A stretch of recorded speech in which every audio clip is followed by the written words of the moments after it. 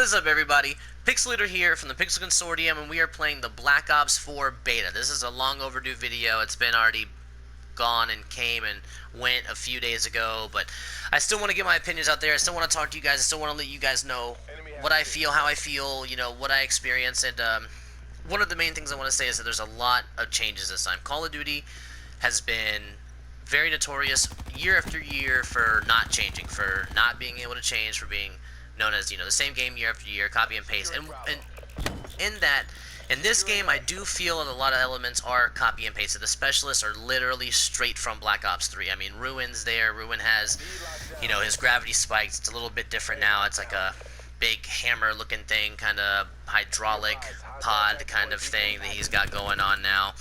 And, you know, but he's still got the gravity spikes. You know, you still have Seraph with the super OP revolver. You have a lot of the specialists. But, I don't think I remember the one with the crossbow. I don't remember her name. She had like a bow and arrow in Black Ops 3. I can't remember her name right now, and I don't think she's in this one. But a lot of them are here. Firebreak, all of them, pretty much returning players from Black Ops 3.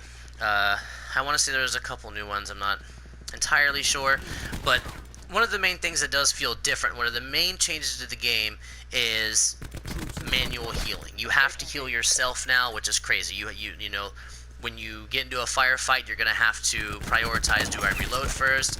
Do I heal first? You know, do I heal at all yet? You know, like, it's something you're gonna have to get used to.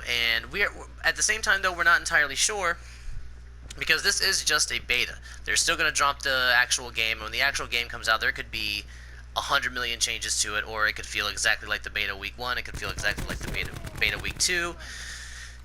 We're just gonna have to wait and see on that. But for right now, manual healing does kind of seem like a good idea. It adds a good spin to the game.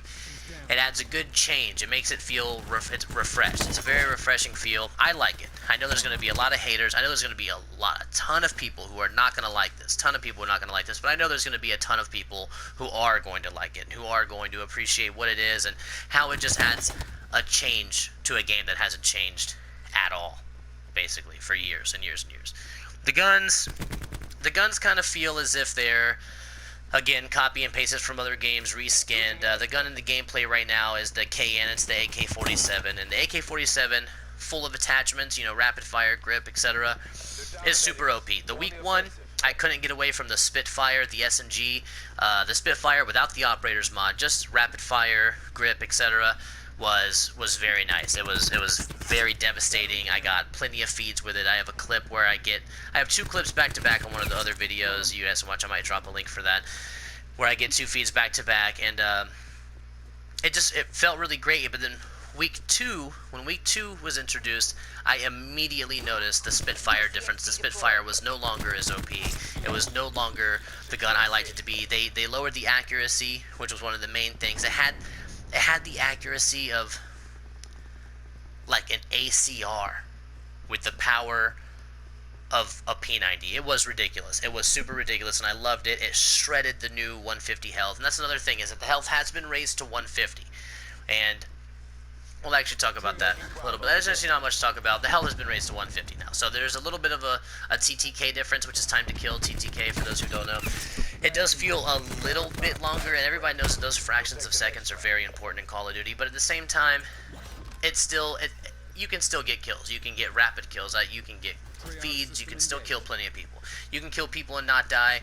It just adds a little bit of a difference to it. The way the guns are built, it works hand in hand with the new health. But what I was saying was that the Spitfire, like I said, dominated week 1. Week 2, immediately they nerfed the accuracy, got rid of the accuracy, made it horribly inaccurate, and it just overall, it just didn't kill as fast anymore. They definitely weakened it. They made it inaccurate, and then I felt it. Like you watch it happen. All of the ARs took over. The KN became probably one of the most OP guns in the game. I also didn't get a chance to play with the very last SMG you unlock, but supposedly it is a rape monster. Supposedly it destroys people. Supposedly it's really good.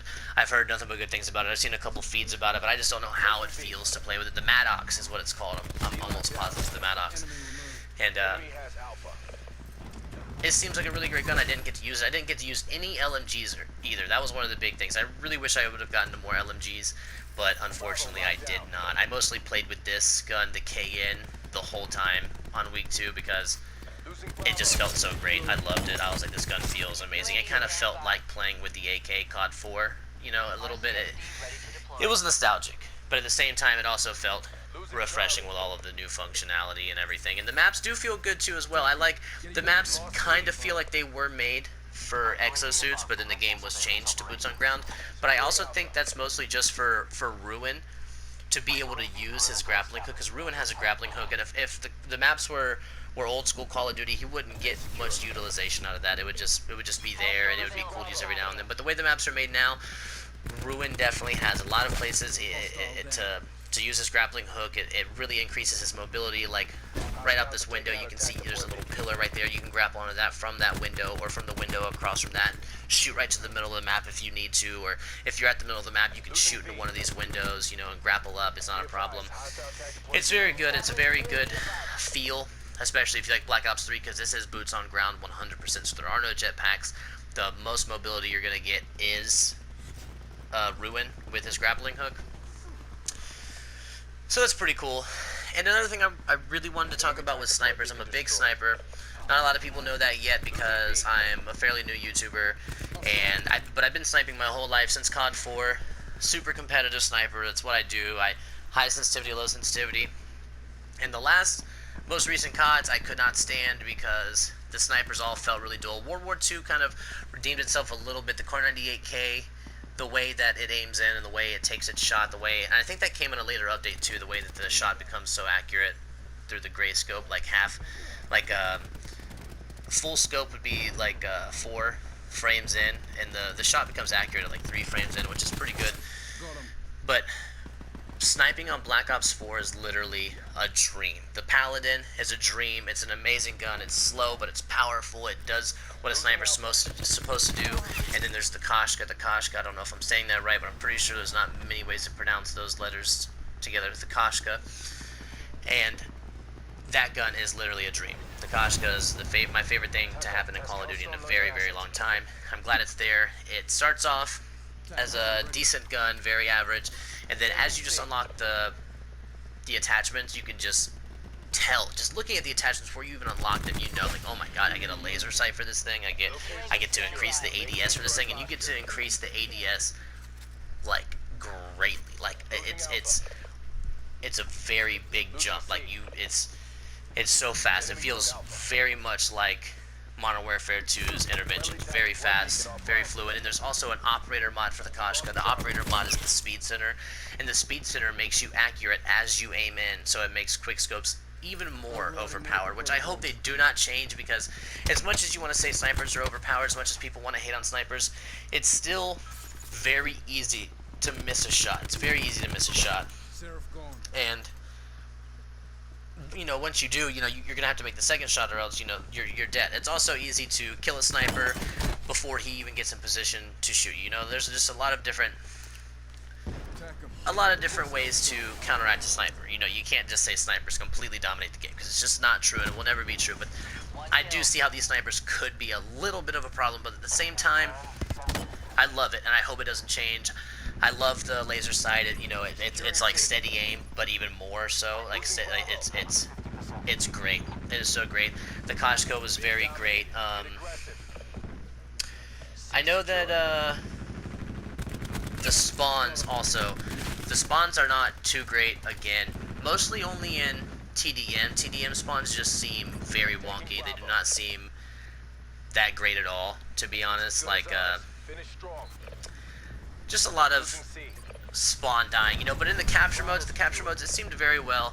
And a lot of the game modes I played were like heists and stuff like that. Like I loved the heist mode when it came out, the new Counter-Strike-esque game mode that they have. You get cash, you know. There's a lot of differences though. It's not just like Counter-Strike. It's a neutral target, so it's not like one's attacker, one's defender. You guys are both technically attackers and defenders at the same time. You get your money, you get your weapons, you fight each other round by round, you win by a round, first to 4 wins. It's super great, and I love it.